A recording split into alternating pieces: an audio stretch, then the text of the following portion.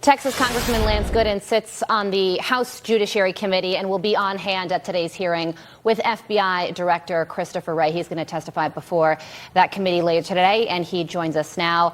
Congressman Gooden, thank you so much for joining us. It is stunning to see the moments the shooting took place and the reaction from all those people. And one person can be heard in this video saying, what the heck is going on? And 11 days after the shooting, people are still asking that very question. You're going to be talking to Christopher Wray later today. The FBI is leading this investigation.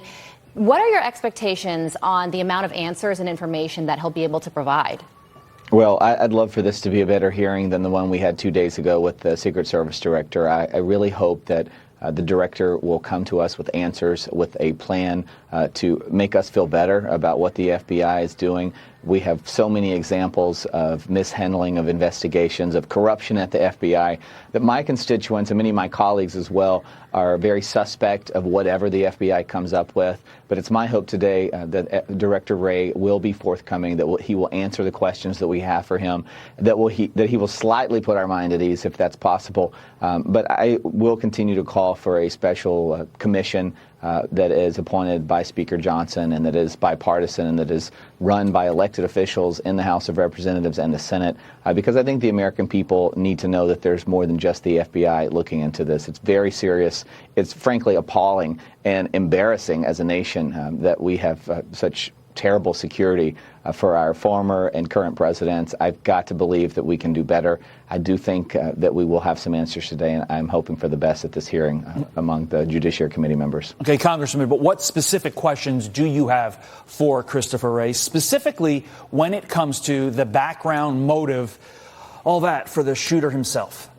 Well, I want to know where we are currently. I want to know what information they have.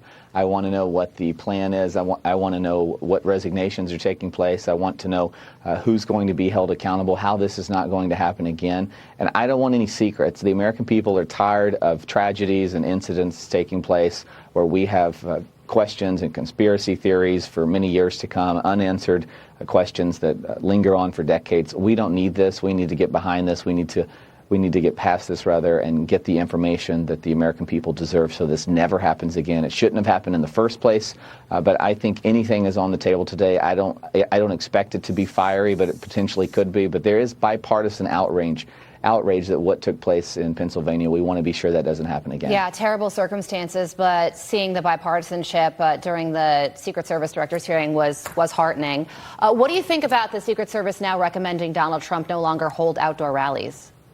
Well, you know, it's not a surprise to me that an agency run by Joe Biden and Kamala Harris would encourage Donald Trump to campaign less. I don't know that he will take that advice, but I suspect that the Secret Service, if they want to, they can beef up security, and they should. I don't know that he's had an outdoor rally since then. I know he was in Michigan last week, and that was indoors, I believe.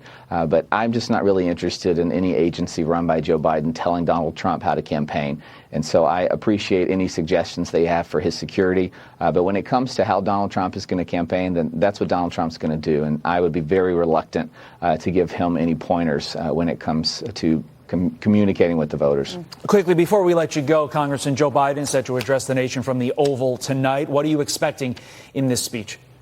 I'm expecting him to praise Kamala and try to detract away from the obvious, that he is unfit to lead this nation for the remaining months of his term, that he has been unfit for many months, that he's been lying to the American people about his health.